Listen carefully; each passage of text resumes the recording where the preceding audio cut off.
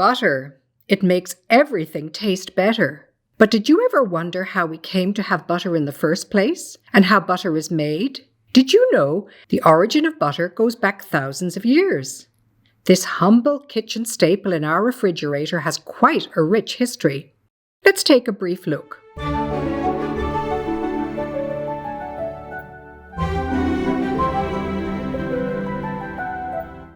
Historians can trace the origin of butter back to ancient Africa in about 8000 BC.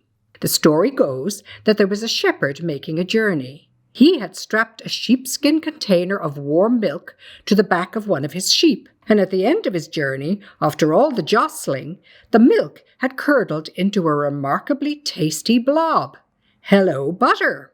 In those early years, butter was made mostly from the milk of smaller domesticated animals, such as sheep, goats, camels, yak, and water buffalo.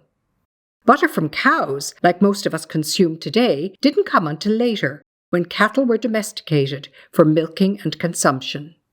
The science behind making butter is a fairly simple process. As you already know, cream can be separated from natural milk. It is this cream that is used in the butter-making process. When agitation occurs to this cream, the fat molecules get shaken out of position and form small clumps. With enough agitation and enough fat, these smaller clumps stick together, and this becomes butter. Essentially, then, there are only two things we need to make butter: cream and some way to agitate the cream. And this brings us to the butter churns. Modern industrial producers of butter have perfected the art of butter making by the ton. But of course, we have not always been able to just run to the local store and pick up a pound. Many of our ancestors had to make their own butter, using butter churns. Here at Lynde House, we have multiple different kinds of churns, which were used in the 19th century. Let's examine them and discuss how they work. Let's look at the first one, the smallest one that we have at the museum. This is a tabletop, hand-cranked jar churn.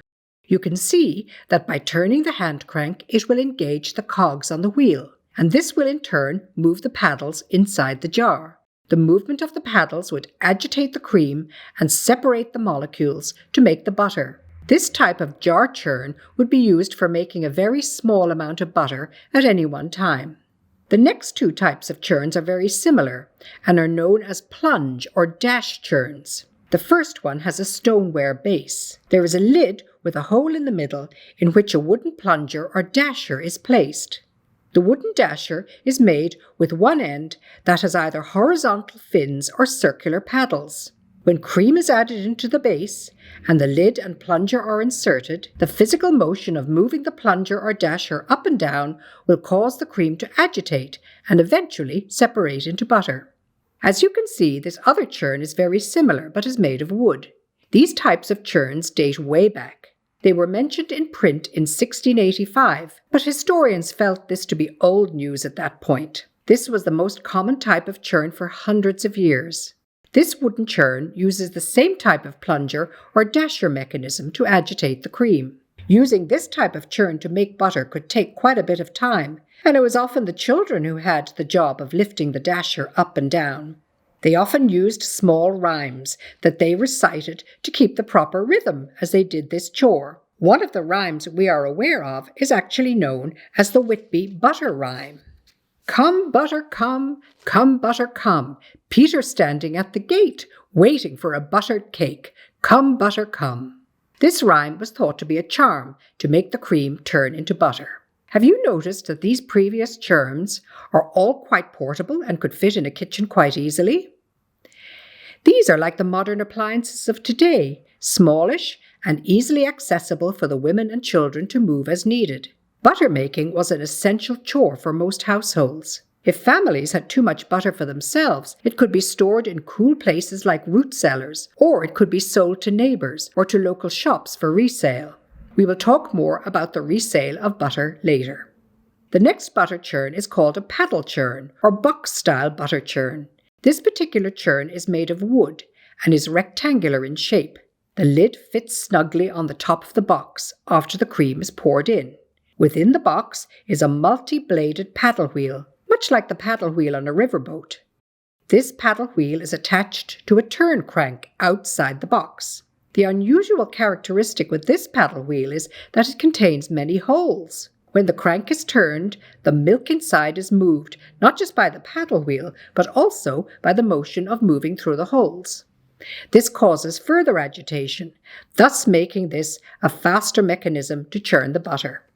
The last churn we have to show you is a rocking-style churn. This style of churn was introduced in the mid-18th century and became widely used in the 19th century. This churn is made of stoneware and has an outer metal framework that was attached to a simple lever or foot pedal. This type of churn used less physical energy and wasted less cream than the other churns, and some said they produced a sweeter butter. This method replaced many of the other churns when it came into production.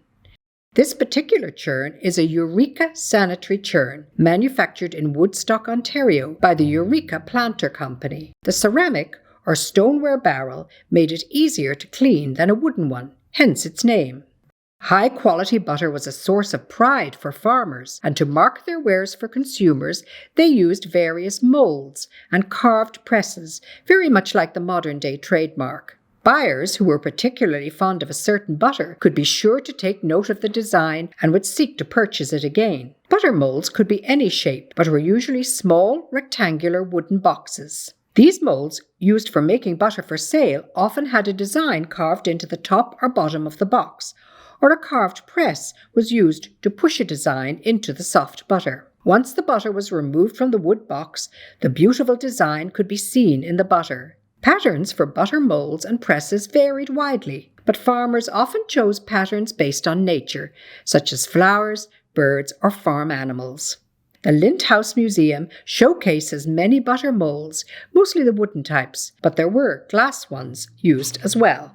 Did you think all butter was the same? Today, most of us use butter that has been manufactured in a large facility using creams from many different dairy herds. This mixing of the creams from many farms tends to reduce any differences in taste, and thus, most butters we buy always taste the same. This is true for the color of our butter as well. In pioneer times, because butter was coming from a single herd source, the taste and color of butter could vary widely. Cows that were grazed in clover fields would have a different cream taste than cows that were grazed on other grasses or silage. Thus, the butter could taste sweet or somewhat bland, and the color could vary widely from deep yellow to almost white.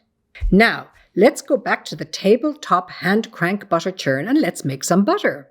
This particular churn is a reproduction of the originals, which we use for demonstration purposes. We are going to use 35% whipping cream that we bought at the grocery store. Let's pour the cream into the jar. Make sure the lid is on tight so we get no spillage. And now, let's get cranking.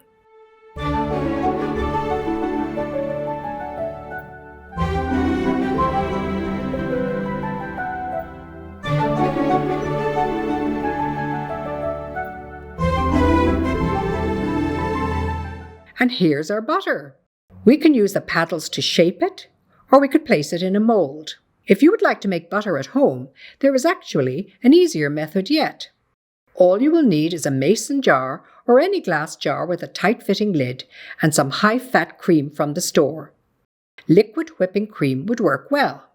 The jar should be large enough so that when you put the cream in, there is room for the cream to move within it. The cream should not fill the entire jar. Once you've put the lid on the jar, all you have to do is shake it. Slowly you will feel that the motion within the jar will change as fat molecules bind together. Continue to shake the jar until there is a larger clump of butter within the jar. Drain off the excess liquid and set it aside. If you want to add salt to your butter, place it in a bowl and stir in a small amount to taste. This can be eaten as is, or you can refrigerate the butter if you prefer a firmer texture. The leftover liquid is buttermilk. You can keep it for drinking or use it in recipes. Before we end this video, did you know that butter was not just for eating? In antiquity, butter was used for a substitute for oil in lamps, especially during the time of Lent when oil was in short supply. In ancient Rome, it was medicinal, used for a cough, or spread on aching joints.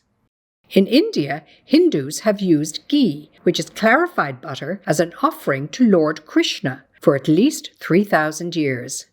In the Bible, butter is mentioned as a food for celebration, when Abraham and Sarah offer visiting angels a feast of milk, meat, and the creamy yellow spread.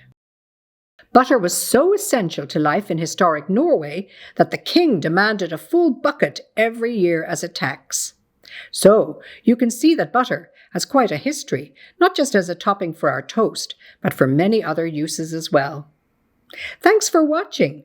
We hope you can join us at a future museum event and try your hand at butter churning.